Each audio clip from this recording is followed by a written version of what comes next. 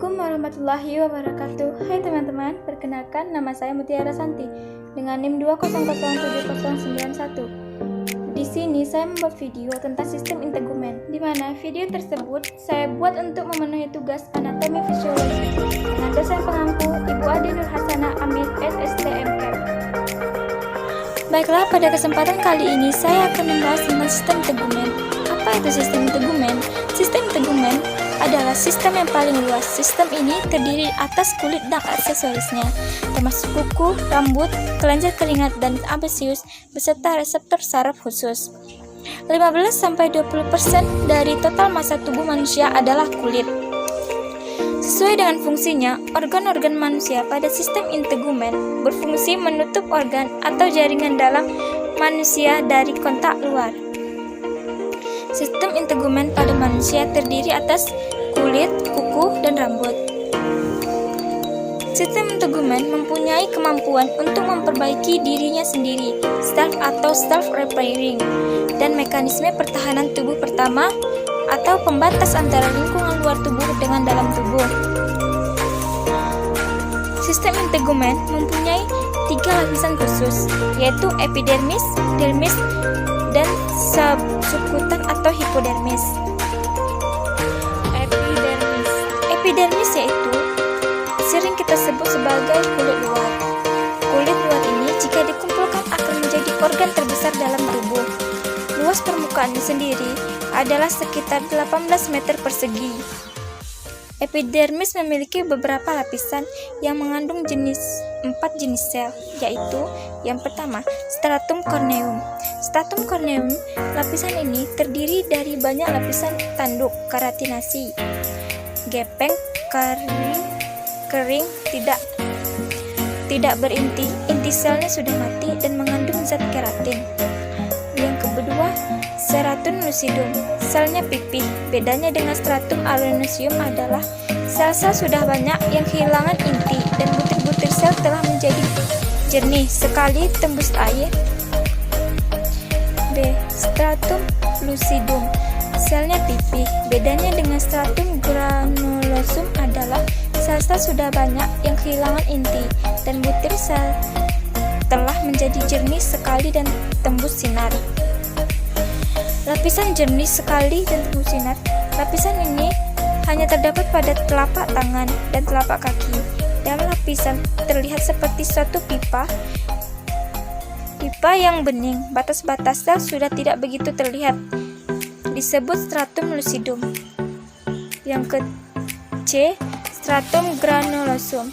Lapisan ini terdiri dari 2-3 lapis sel pipih seperti kamparan tangan, inti di tengah, dan sitoplasma berisi butiran atau granula keratohidnia atau gabungan keratin dengan hialin. Yang ke D, stratum spinosum atau stratum acanthosum. Yang kedua, dermis. Dermis adalah lapisan kulit yang berada di bawah epidermis. Penyusun utama dari dermis adalah kolagen atau protein penguat. Serat retikuler atau serat protein yang berfungsi sebagai penyokong, dan serat elastis atau protein yang berperan sebagai elastisitas kulit. Dermis merupakan lapisan kedua dari kulit. Batas dengan dermis dilapisi oleh membran basalis dan di sebelah bawah perbatasan dengan subkutis, tapi batas ini tidak jelas, hanya diambil sebagai patokan ialah mulai dari terdapat sel lemak. Dermis terdiri dari 2 lapisan. Yang pertama bagian atas atau pars papillaris atau stratum papilar. Yang kedua bagian bawah reticularis atau stratum reticularis. Batas antara pars papillaris dengan pars reticularis adalah bagian bawahnya sampai ke subkutis. Baik pars papillaris maupun pars reticularis terdiri dari serabut-serabut, yaitu serabut kolagen, serabut elastis, dan serabut retikulus. Serabut ini saling beranyaman dan masing-masing mempunyai tugas yang berbeda. Serabut kolagen untuk memberikan kekuatan kepada kulit, serabut elastis untuk memberikan kelenturan kepada kulit, dan retikulus terdapat terutama di sekitar di kelenjar dan folikel rambut dan memberikan kekuatan pada alat tersebut. A. Unsur sel dermis. Unsur utama sel dermis adalah fibrolat, makrofag, dan terdapat sel lemak yang berkelompok. Di samping itu, ada juga sel jaringan ikat yang bercabang berpigmen pada lingkungan epidermis yang banyak mengandung pigmen, misalnya aura rambut, memae, dan sekitar anus. Serat yang B. Serat otot. Serat otot polos dijumpai di dalam dermis tersusun membentuk berkas dihubungkan dengan folikel rambut atau musculus electrophyll. Bertebaran di seluruh dermis dalam jumlah yang cukup banyak pada kulit, puting susu, penis, skrotum, dan sebagian perineum. Yang ketiga, subcutis atau hipodermis. Hipodermis ini terutama berupa jaringan adiposa yang memberikan bantalan antara lapisan kulit dengan struktur internal seperti otot pada tulang. Terdapat pembuluh darah, saraf, dan limfe dalam jaringan penyambung yang terisi sel lemak. Jaringan lemak bekerja sebagai penyekat panas dan menyediakan penyangga lapisan kulit di atasnya. Pembuluh darah kulit terdiri dari subkutis, terdiri dari kumpulan-kumpulan sel lemak, dan di antara gerombolan ini berjalan serabut-serabut jaringan ikat dermis. Sel lemak ini dibentuk pula dengan intinya terdesak ke pinggir sehingga membentuk seperti cincin. Lapisan ini disebut pariculus adiposus yang tebalnya tidak sama pada tiap-tiap tempat dan pembagiannya antara laki-laki dan perempuan tidak sama atau berlainan. Lapisan lemak ini disebut pariculus adiposus yang tebalnya tidak sama pada tiap-tiap tempat dan juga pembagian antara laki-laki dan perempuan tidak sama atau berlainan. Guna pariculus adiposus adalah sebagai shock breaker atau pegas bila tekanan trauma mekanis yang menimpa pada kulit, isolator panas, atau untuk mempertahankan suhu, menimbun kalori, dan tambahan untuk kecantikan tubuh. Di bawah subkutis terdapat selaput otot, kemudian baru terdapat otot. Jaringan kulit. Jaringan kulit disebut juga integumen atau kutis yang tumbuh dari dua macam jaringan, yaitu jaringan epitel yang menumbuhkan jaringan epidermis dan jaringan pengikat atau penunjang yang menumbuhkan lapisan dermis atau kulit dalam. Kelenjar-kelenjar kulit. Yang pertama, kelenjar sebasea. Kelenjar sebasea berhubungan dengan folikel rambut yang bermuara dengan sebuah folikel rambut. Kelenjar yang tidak berhubungan dengan folikel rambut bermuara langsung ke permukaan kulit seperti yang terdapat pada glans penis, labiuminus, dan kelenjar tarsalia pada kelopak mata. Kelenjar ini terletak pada dermis dan tidak terdapat pada kulit, telapak kaki, dan tangan. Perkembangan dan pertumbuhan kelenjar sebasea terutama terjadi selama pubertas. Di bawah kontrol hormon, sekresi sebum terjadi terus-menerus dan bermanfaat untuk pemeliharaan kesehatan kulit. Kelenjar keringat. 2. Kelenjar keringat. Kelenjar keringat adalah kelenjar terluar, bergelung, dan tidak bercabang. Terdapat pada seluruh kulit kecuali pada dasar kuku, batas bibir, glans penis, dan gendong telinga. Kelenjar ini paling banyak terdapat pada telapak tangan dan kaki. Bagian sektorisnya terletak di dalam dermis atau hipodermis dan bergabung membentuk pusat tersendiri. Duktusnya keluar menuju epidermis dan berjalan berkelok-kelok menyatu dengan epidermis dan berjalan spiral untuk mencapai permukaan kulit. Tempat bermuaranya disebut pori keringat. Terdapat dua macam kelenjar keringat, yaitu kelenjar keringat ekrim dan apokrin. Kelenjar keringat ekrim tersebar di seluruh tubuh kecuali hulu penis bagian dalam dan telinga luar, telapak tangan, telapak kaki, dan dahi. Badan kelenjar terdapat di antara perbatasan kulit ari atau epidermis dan kulit dermis. Salurannya berkelok-kelok keluar dan berada pada lapisan sangat yang berjalan lurus ke pori-pori keringat. Lapisan apokrin. Kelenjar keringat yang besar dan halnya dapat ditemukan pada ketiak, kulit puting susu, kulit sekitar alat kelamin, dan dubur. Kelenjar ini terletak lebih dalam dan saluran keduanya berbelok-belok, kemudian lurus menuju epidermis dan bermuara pada folikel rambut. Kelenjar payudara atau granula mamae. Granula mamae termasuk kelenjar kulit karena berasal dari lapisan ektodermal yang secara fungsional termasuk sistem reproduksi. Kelenjar ini terletak atas fascia pectoralis superficialis yang berhubungan dengan perantaraan jaringan ikat longgar dan jaringan lemak. Kelenjar ini melekat erat dengan kulit di atasnya. Di sekitar puting susu, kelenjar ini melekat erat dengan kulit di atasnya. Di sekitar puting susu, papila mamae, terdapat retikulum kutis yang tumbuh dengan baik dan dinamakan ligamentum suspensorium. Ke dalam puting susu bermuara 15-20 ductuli lactiferus. Di sekitar papila mamae terdapat area mamae yang mengandung kelenjar Sabacea Montgomery atau glandula aureola mamae yang berfungsi untuk melindungi dan melicinkan puting susu pada waktu bayi mengisap. Pada wanita yang tidak hamil dan tidak menyusui, alveoli tampak kecil dan padat berisi sel-sel granular. Pada wanita hamil, alveoli akan membesar dan sel-sel membesar. Pigmentasi kulit. Warna kulit ditentukan oleh faktor warna kulitnya sendiri. Kandungan keratin atau pigmen darah pada pembuluh darah, dermis memberikan warna kemerahan dan kandungan pigmen melanin memberikan bayangan coklat. Melanin terletak di dalam lapisan basal dan bagian bawah lapisan tajuk yang dibuat oleh epidermis khusus, yaitu melanosit yang bertebaran di antara keratinosit.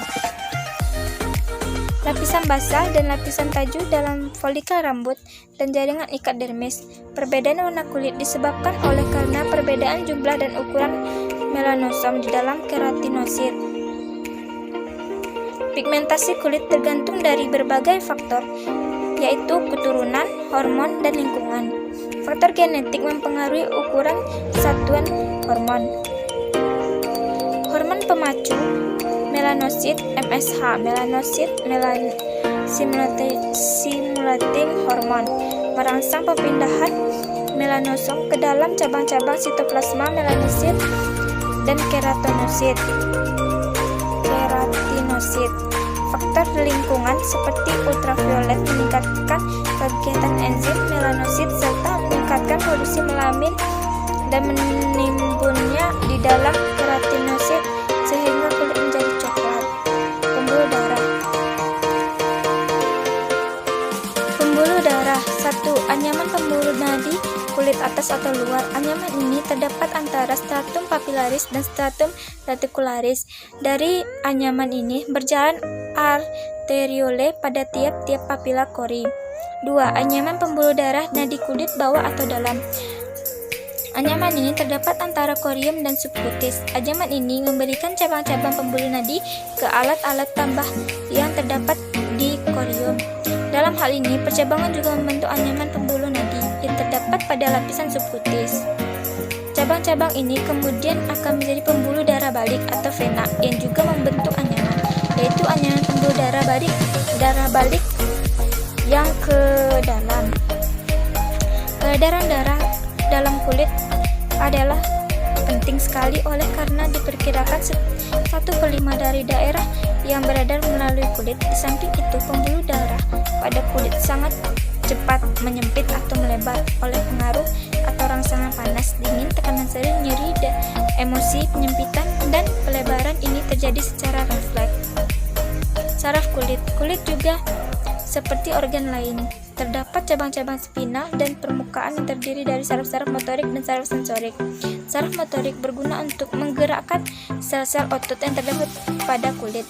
Sedangkan saraf sensorik berguna untuk menerima rangsangan yang terdapat dari luar atau kulit. Pada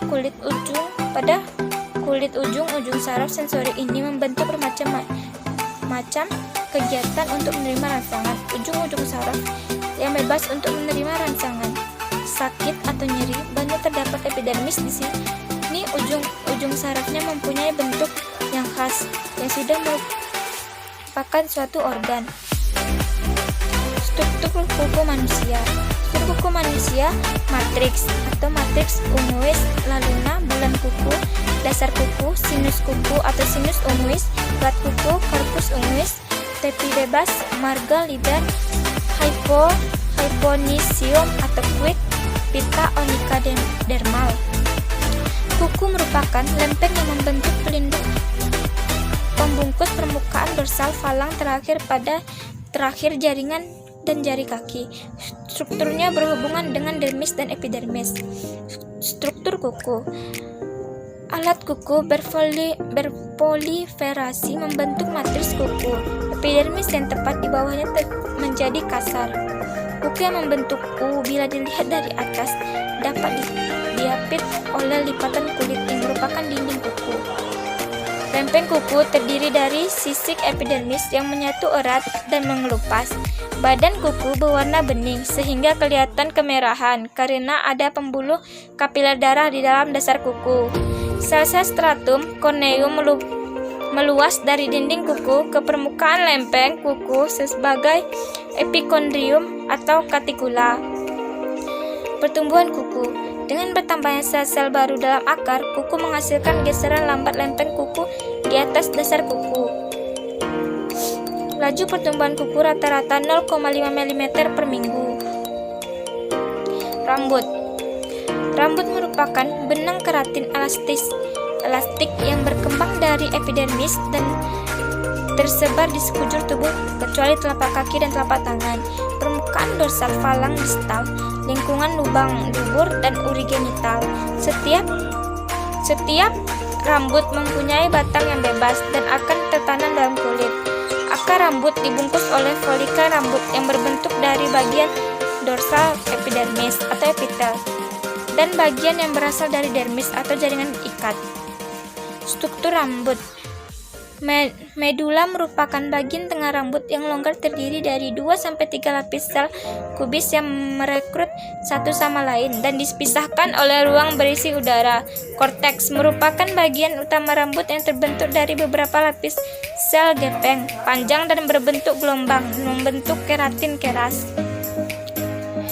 Katikula terdapat pada permukaan selapis sel tipis, jernih dan katikula tidak berinti, kecuali terdapat pada akar rambut. B. Folikel rambut. Folikel rambut merupakan selubung yang terdiri dari sarung jaringan ikat sebagian luar atau sarang akar dermis yang berasal dari dermis dan sarung akar epitel bagian dalam berasal dari epidermis. Folikel yang mengambung membentuk bulbus rambut dan berhubungan dengan papilia di tempat persatuan akar rambut dan selubungnya. C. Sarung akar dan asal dermis. Lapisan paling luar berkas serat kolagen kasar yang berjalan memanjang sesuai dengan lapisan retikular dermis. Lapisan tengah lebih tebal sesuai dengan lapisan papilia dermis. Lapisan dalam berupa subhomogen sempit yang disebut glasi. Membran basal di bawah epidermis. Sarung akar rambut luar mempunyai selapis sel poligonal yang menyerupai sel-sel stratum spinosum epidermis. Sedangkan sarung akar rambut dalam merupakan sarung berat tanduk yang membungkus akar rambut yang sedang tumbuh. Menghasilkan keratin lunak juga ditemukan pada epidermis. Struktur rambut terdiri dari 3 lapisan utama, mulai dari susunan paling luar ke yang dalam, disebut sebagai serabut rambut atau kutikel, kulit rambut atau korteks, dan sumsum rambut atau medula. Struktur rambut memiliki banyak struktur, terdiri atas akar rambut. Bulb merupakan bagian pangkal yang terdapat besar, bentuk seperti bola dengan fungsi sebagai pelindung papil rambut.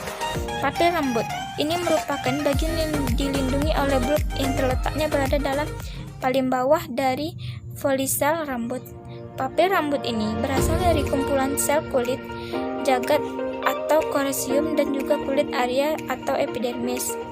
Melanosit ini merupakan sel yang menghasilkan pigmen atau zat pewarna bagi rambut selanjutnya disebarkan ke terutama dalam konteks dan selanjutnya ke medula rambut. Melanosit ini letaknya di antara sel papil. Folisel rambut ini merupakan kantong rambut yang merupakan tempat di mana tumbuhnya rambut. Kantong ini terdiri dari lapisan luar dan lapisan dalam.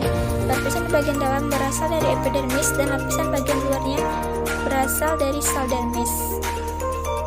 Otot penegak rambut ini merupakan otot yang dapat membuat rambut halus atau yang sering disebut bulu roma, berdiri ketika menerima rangsangan dari luar atau dari dalam seperti rasa hangat, dingin, atau panas. Matriks ini merupakan umbi rambut atau bagian yang paling subur dari rambut yang berfungsi sebagai pertumbuhan bagi rambut. Sekian penjelasan saya, terima kasih. Semoga bermanfaat ya penjelasan saya tadi. Assalamualaikum warahmatullahi wabarakatuh.